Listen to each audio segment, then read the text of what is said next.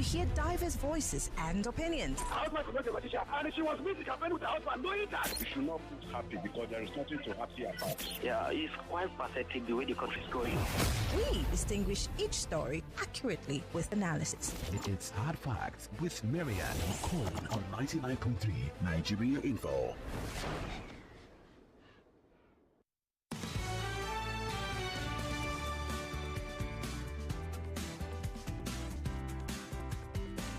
.3 Nigeria Info, 15 minutes gone past the 4 o'clock hour, welcoming you officially to Global Review. And I did tell you a few minutes ago that we're going to be going to the United Kingdom today to talk about that very interesting speech by the Prime Minister, Keir Starmer, about the new immigration rules. And for those of you who go in and out of the United Kingdom, there's a joke here in Lagos. We call England second Lagos.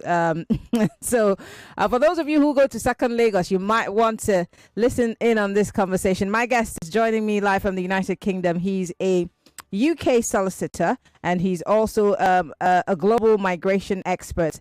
Taffi Nyawanza is joining us live from the United Kingdom. Taffi, I hope that I pronounced your name properly. If not, please help me out. You did very well, Mimi. Thank you. We're so glad to have you. I'm so glad to have you on the show.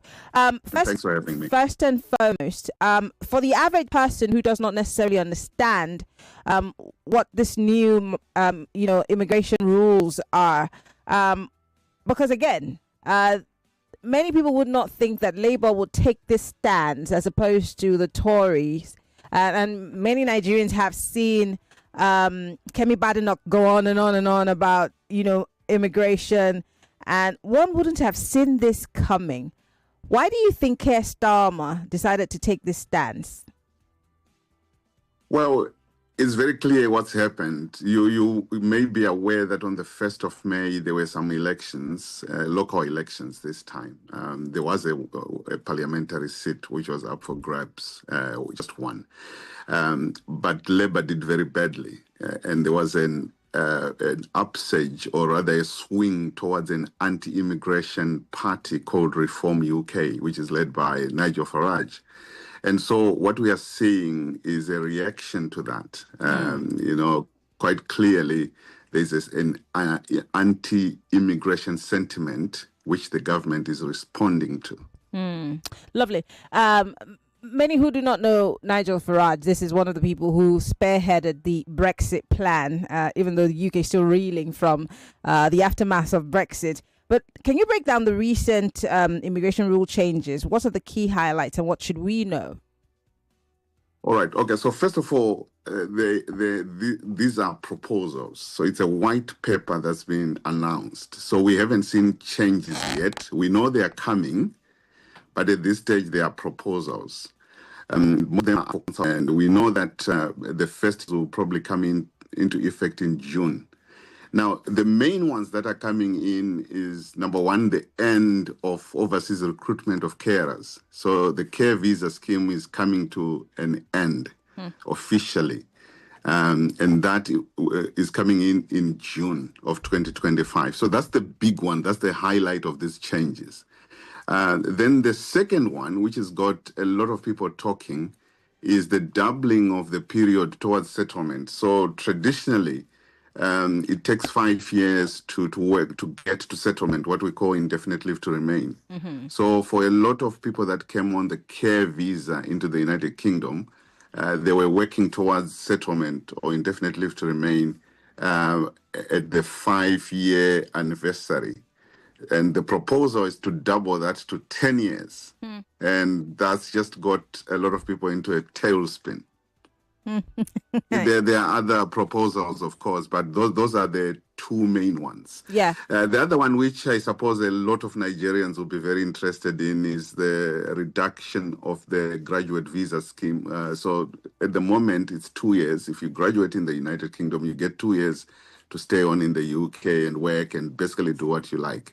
And that's going to be reduced to 18 months.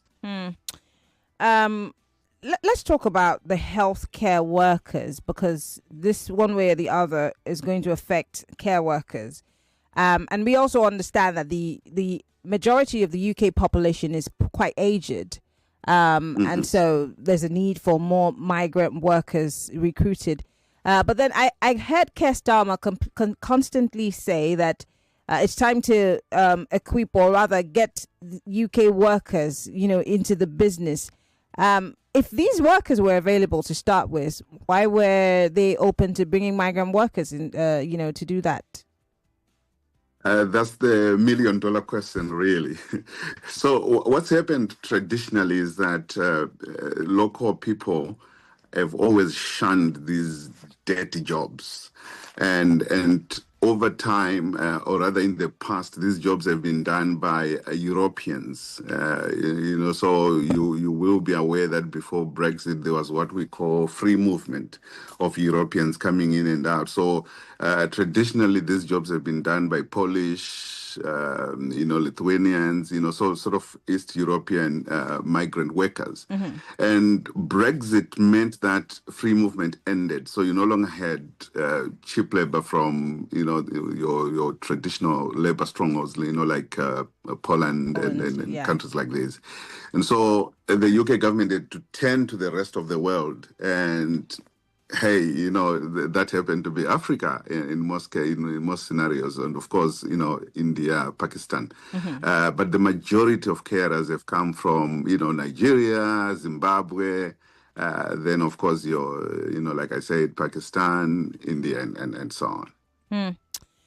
I'm thinking this because now that you've painted a picture that these jobs were looked down upon, is it going to be easy for Keir Starmer and his government, his Labour government, to get these same people who, looked down on these jobs to begin to take up these jobs? And if they're unable to do that in the space of time that they have, is that not going to be chaotic for the care system in the United Kingdom as it is? Because I was listening to the LBC some days ago, and I think I heard Sheila Fogarty say that this might just get chaotic if this is not handled properly. Do you see this happening? Yeah, I think that's where we are headed. So, look, number one, the care sector has always been the least paid. The care sector pays at the very basic, the minimum wage. So you're looking at low-skilled, low-pay work. And so the average British person does not want to do this job. Now, the proposal is A, to skill it up, and B, to ramp up the salary. So that's what they're talking about in order to attract local workers. But we know that's hiding to nothing. That's not going to happen. They simply don't want to do those jobs. And the ones that come into the care sector are obviously not as committed as international, carers, and that's the real dilemma. So for your average employer in the care sector, given a choice, they will always go for the international carer, merely because they are more dedicated. They come here because they want a better life for themselves, but also because they are working towards settlement. So there's that incentive to work hard, to go to work every day, unlike the local person who will go into work and the next day they are off because their cat is sick, or their neighbor has got a wedding or something like that. So those are the realities on the ground, and so once you've closed off the care sector route, and then you say the people that are already in the United Kingdom come to the end of their qualifying period and move on to other things, you then have the creation of yet another shortage of carers. So it's a problem that's not going away, and I don't think they've really thought through these changes that they're making. I know you're not a politician, you're a lawyer, but I just want to bring in a little bit of politics here. I just have a minute before I go on a quick break. Could Keir Starmer be shooting the Labour in the foot? Because whichever way this swings, Labour might still take a hit some way. Already they have with the elections, the local elections that have happened. Yes, and I think this is the sentiment that's out there. Because look, what Labour is trying to do here is to, outright the right, the far right. The far right is anti-immigrant. They use this rhetoric of, the island being swarmed, being surrounded by strangers and so on. And Keir Starmer has borrowed that language. But, quite clearly, people are not going to start voting for Labour simply because Labour has become anti-immigrant. People that were fed up with Labour because of the high numbers of immigration will not vote for Labour because of these changes. It's a hiding to nothing. We'll take a quick break. Taffi is still with us. When we come back from the break, we're still talking about the new immigration white paper in the United Kingdom. Stay with us.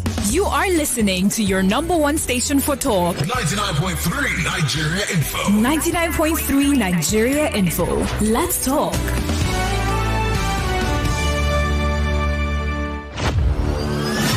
For 3 great seasons, the fans have fought with passion and fire. Their best they brought. The banter was bold, the debates were tight. Each word a weapon, each match a fight. But now it's bigger, the stakes much higher. The battle returns and it's full of fire. Fan Battle 4 with Femi and the gang on 99.3 Nigeria Info. The stage is bang. In partnership with Sports Salon, we raise the game with glory, honor, and a shot at fame. Think you've got what it takes to score? Then step right up. It's time for more. Fan Battle 4 starts Tuesday, June 3rd through July from 7 p.m. weekdays on Nigeria Info. Fan Battle 4. Let the battle begin. Every day is about winning with one play on Nigeria Info. On Nigeria Info Daily Winnings is now over 150,000 naira. Just go to oneplay.ng or dial *347 *880 *3#. Play with as little as 500 naira, and in a few seconds, your ticket is in the draw. The more you play, the better your chances of winning every day on the Morning Crossfire, WhatsApp Lagos, and Game On shows on weekdays, and the Football Frenzy shows on weekends. But that's not all. Every Friday, there will be a 500,000 naira jackpot. Playing during the week automatically qualifies you for the weekly jackpot. Your chances of winning are the same whether you play on oneplay.ng or dial *347 *880 *3#. Remember to play responsibly. Not suitable for persons under the age of 18. OnePlay is a registered trademark under Lasho Trading Services Limited, licensed by the Lagos State Lotteries and Gaming Commission. Everyone says I'm beautiful and bold. They say I'm fashionable, and to crown it up, very confident. And my secret is... People say I'm good looking, funny, hardworking, and to crown it up, very confident. And my secret is... So whether in the office or at home, in the streets or on the dance floor, anytime, any day, I never lose my confidence. And the secret to my confidence is Wazobia perfume. Absolutely. Wazobia perfume gives the authenticity and long-lasting fragrance all day. That's my secret confidence. Wazobia perfume is available in body spray. Also available in supermarkets and markets near you. Wazobia perfume, the correct scent. One of the biggest football fan festivals in Nigeria is back. It's Go Fest 2025. Come turn up the energy. Go Fest 2025 will also feature exhilarating games, food, and comedy. Come watch the UEFA Champions League finals on a super huge screen. Go Fest 2025 will take place on the 31st of May 2025 at the Balmoral Convention Center, Federal Palace Hotel, Amado Bello Way, Victoria Island, Lagos. Time 12 noon. Limited tickets available. Get your free tickets now at www.gofestnigeria.com. Go Fest 2025 is powered by Femi and the Gang and Football Republic, sponsored by Squadron. Proudly refreshed by Pepsi. You define better odd. I bet you one play cost over 1.5. I bet you one bet say both seem no go score at all. Yeah, we get better payout on. No worry, we there for you. Our odd chapter out. In all the feel show.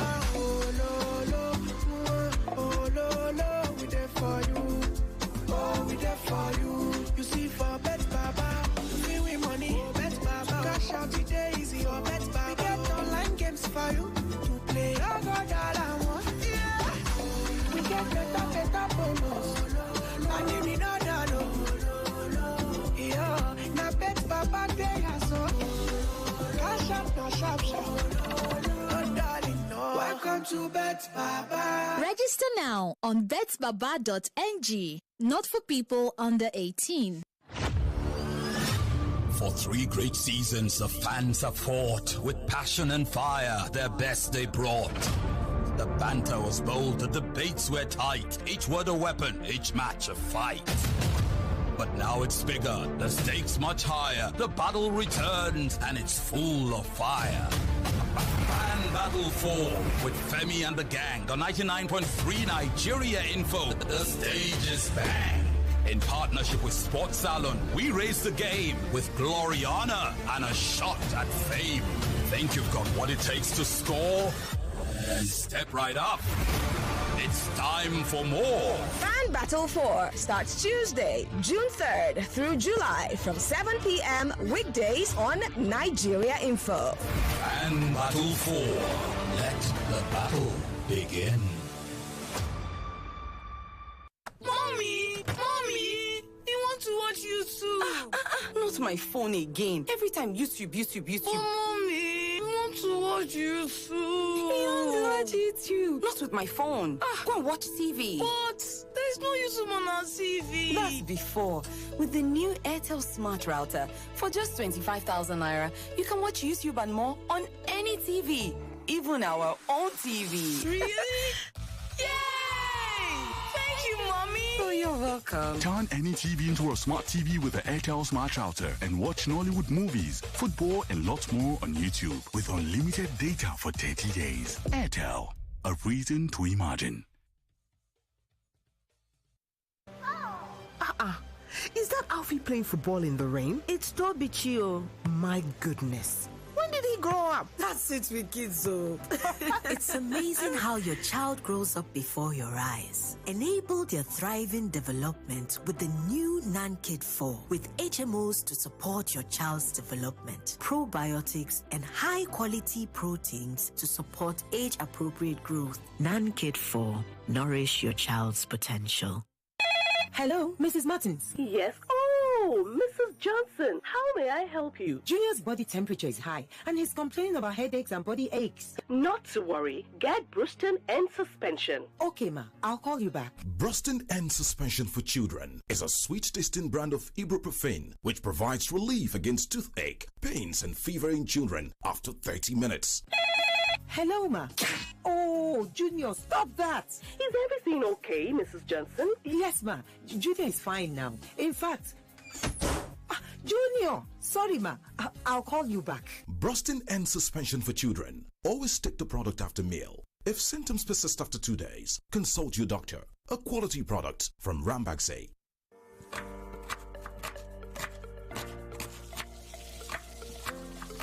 Meals have a way of taking us on a journey, and when you add plenty of vegetables like efo, ugu, and season with the rich taste of North seasoning cubes, even better. So, go ahead and elevate your meals with more vegetables and the rich taste of Knorr cubes. Today, eat for good. They say truth sets you free. But in a world where news spreads fast and popular narratives shape opinions, how do you separate truth from deception? Introducing Fact or Propaganda, the show that puts the biggest social, political, and media narratives under the microscope. More than 60% of the population is below the age of 30. A lot of them hadn't been to school. A lot of these young people are not employable. Every week, we critically analyze narratives shaping our country, separating facts from clever manipulation. Who benefits from these narratives? What's real and what's just propaganda? Unfortunately, paternity fraud is not a crime in Nigeria. Our laws are silent on this issue. Join the conversation. Be part of the investigation. Tune in. Join Babatunde Abdusalam every Monday, 10 p.m. to 12 midnight on 99.3 Nigeria Info. And let's uncover the truth together. Fact or propaganda. Only on 99.3 Nigeria Info. Don't just believe. Investigate. For 3 great seasons, the fans have fought with passion and fire. Their best they brought. The banter was bold, the debates were tight. Each word a weapon, each match a fight. But now it's bigger, the stakes much higher. The battle returns and it's full of fire. Fan Battle 4 with Femi and the gang on 99.3 Nigeria Info. The stage is bang. In partnership with Sports Salon, we raise the game with glory, honor, and a shot at fame. Think you've got what it takes to score? Then step right up. It's time for more. Fan Battle 4 starts Tuesday, June 3rd through July from 7 p.m. weekdays on Nigeria Info. Fan Battle 4. Let the battle begin.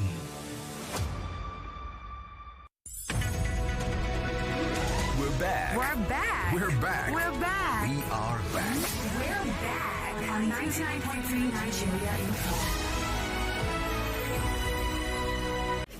This is Hard Facts on Nigeria Info 99.3 FM. My name is Shegwa Rinze.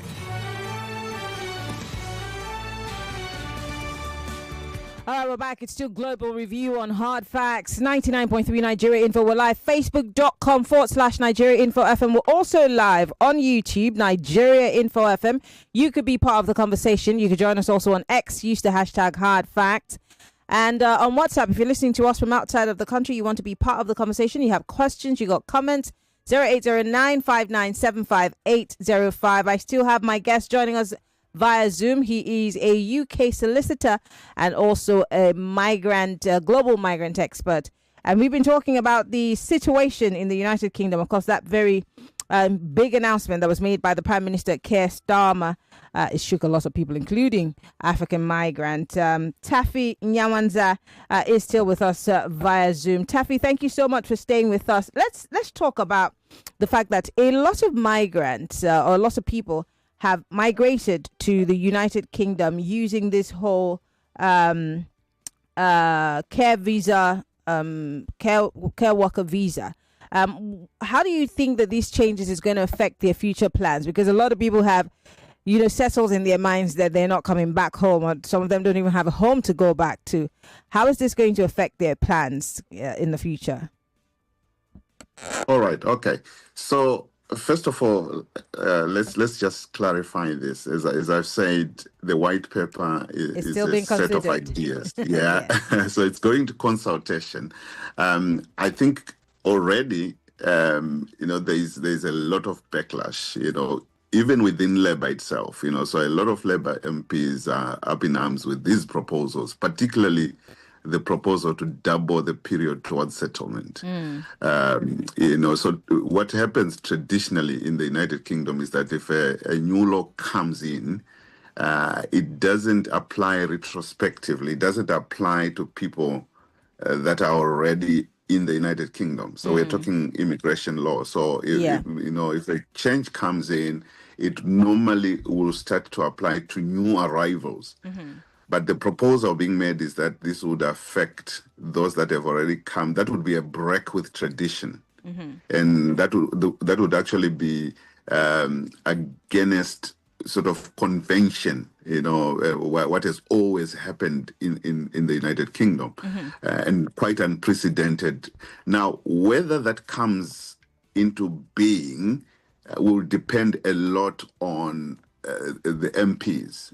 Now, if there's sufficient opposition to these plans, and it looks like already there's a build-up, a groundswell of opposition against this, it may be that the Prime Minister will relent and say, okay, the cutoff period is here rather than there. So we might see, people that have come into the UK being spared, or they might say, okay, we will spare the care sector. Because remember, the care sector has always sort of had it easy. There have been concessions in terms of even the visa costs. The requirements themselves have always been lowered, the skills levels themselves. So there's always been sort of a concession towards carers. And it may be that looking at the global picture, looking at the demands, and so on, they might say, okay, we will spare the care sector of these changes. Early days, we don't know what will happen, but, keeping a close eye on things. I wanted to talk about the care, the owners of, these care facilities that prefer, like you said, to employ immigrants. Do you see them, up in arms against this idea and being part of those who, especially in the Labour Party, who would say, no, this has to go. We cannot afford it. And we can't also wait to see what happens in the future, because I'm imagining someone who's unable to get to the phone and has no care worker, or the care worker they're still trying to find them a care worker. What happens in that time? They're not able to use the bathroom. They cannot eat. They just can't do anything. This will be scenarios that will play out if this were to be a thing. So do you see the owners of these care homes up in arms or fighting against this white paper? Yes, the fight has already begun, so already there are petitions going around, in opposition to these proposals, because, the changes would be devastating to the care sector. So just to put this into perspective, the first cohort of care workers qualifying for indefinite leave to remain will be in August of this year. So the scheme is 5 years old this August.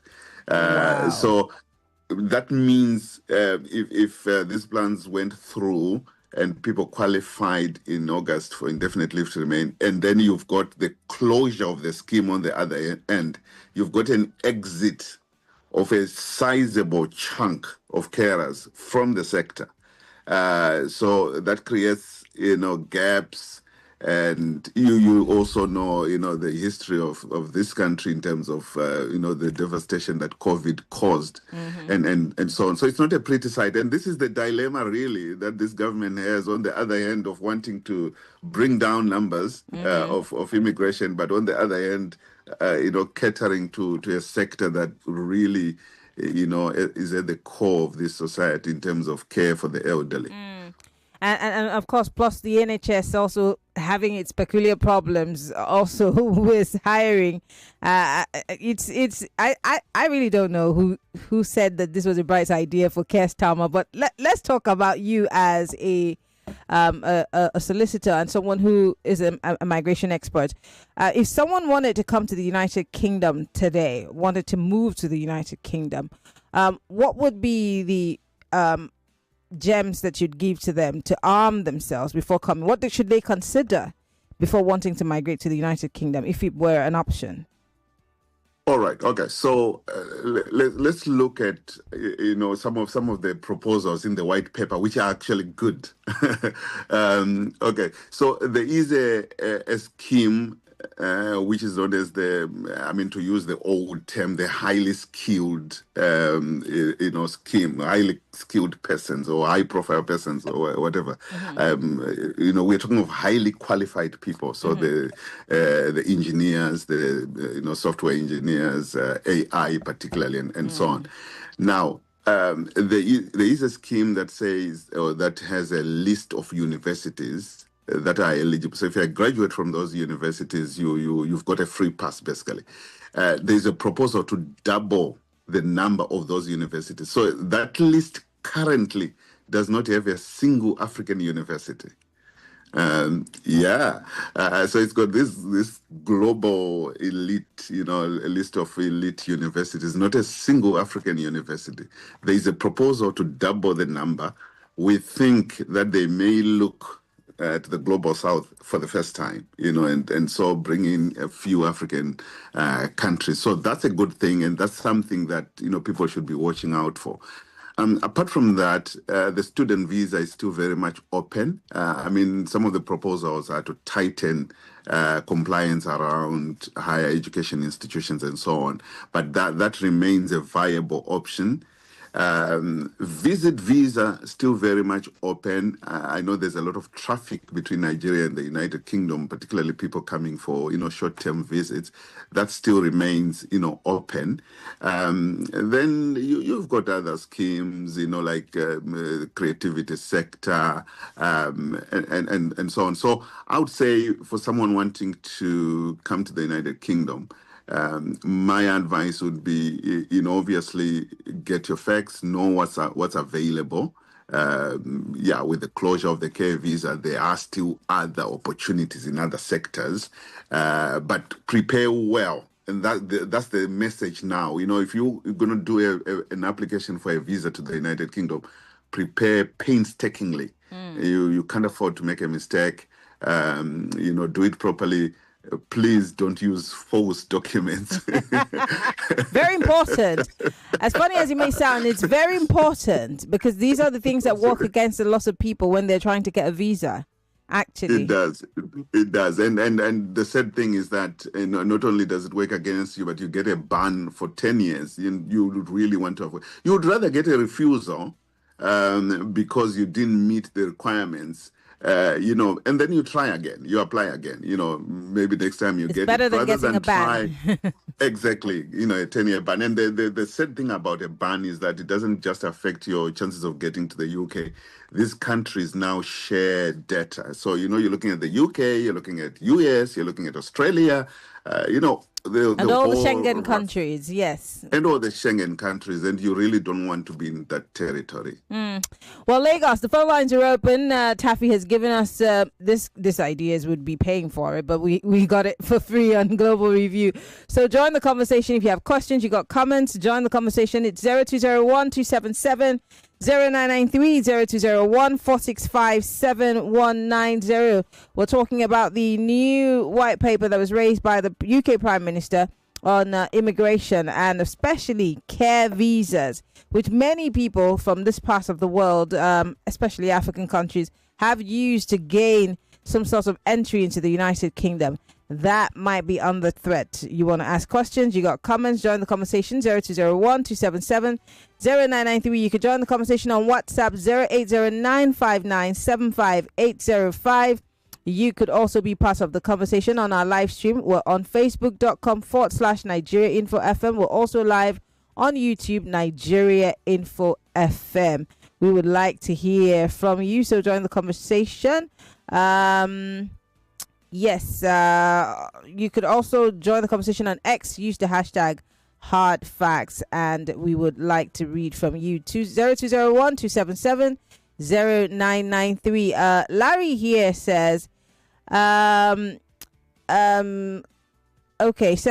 me a message here about Kemi Badenoch. Says, we were given a clear mandate in 2016 to always put Britain first. If Labour gives powers to the EU on Monday, we will take it back.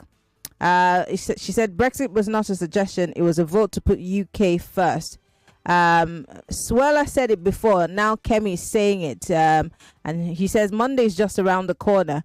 Taffi, do you have an idea what he's saying?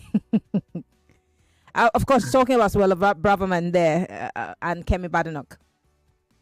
Well, I'm not sure I quite follow, but I suppose the sentiment there is that, the Tories have traditionally been known as being the anti-immigrant party. But in reality, actually, and Mimi, this is something that a lot of people don't realize. If in reality, it's actually the Tories that have tended to open up in terms of visa routes and opportunities. Actually, really? Yes, and Labour, on the contrary, I mean, in spite of appearances, have always been tougher on immigrants, and this is the paradox. Labour appears to be pro-migrant, and a lot of immigrants to the United Kingdom vote Labour.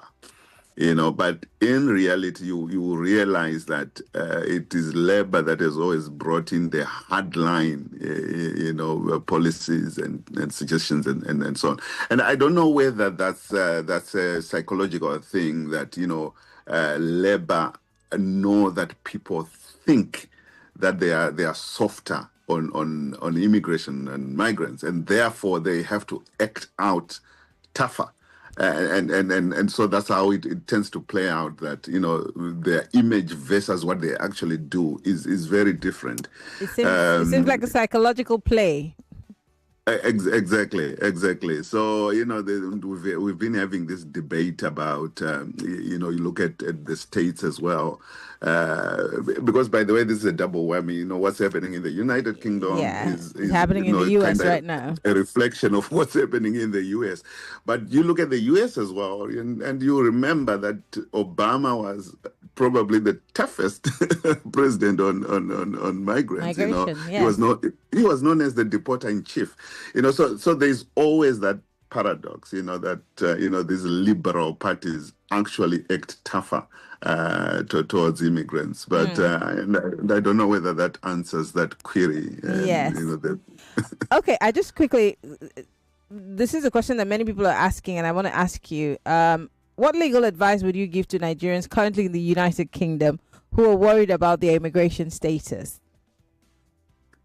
Well, stay put. Is what I always say to people. Once you are in the United Kingdom, you are in. And then there will always be ways of legally extending your stay. And so stay put. Don't panic, I think, is the main message. These proposals are proposals. They may not see the light of day. And by the way, elections come and they go. So anti-immigration rhetoric is always on the rise around election times, and it comes and goes.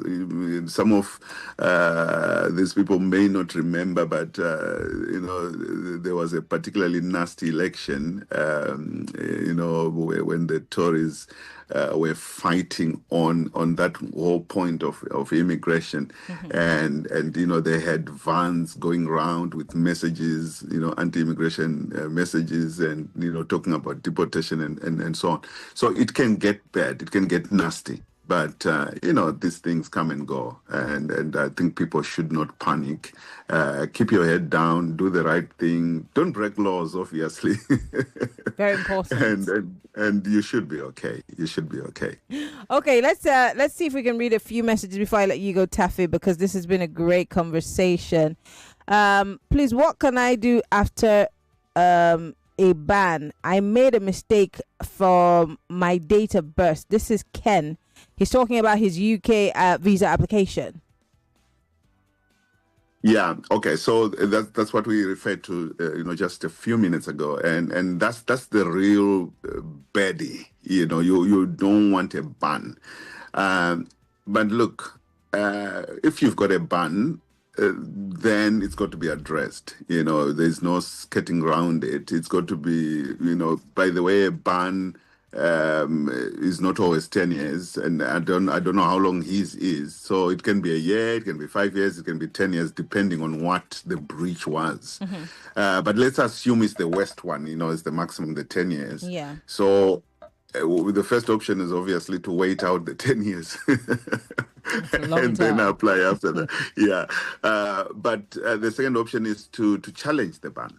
And that's something that, a lot of people are not aware of, that you can actually challenge, depending on what the breach was. There's sometimes an explanation. So it could be because false documents were used, but were used at the instance of an agent. So not the client, So I've had a number of successes on that point, that, look, it wasn't me that put in the dodgy document. It was an agent that I instructed. He did it of his own accord, and or maybe a relative in the UK. So if you can demonstrate that your aunt in the UK did the application, you were merely instructing the aunt, then there's a way around that. And and sometimes a ban is because maybe of an answer regarding where you previously refused a visa application. So someone says no when the answer should be yes. But that could be simply a misunderstanding, because that particular question in the visa form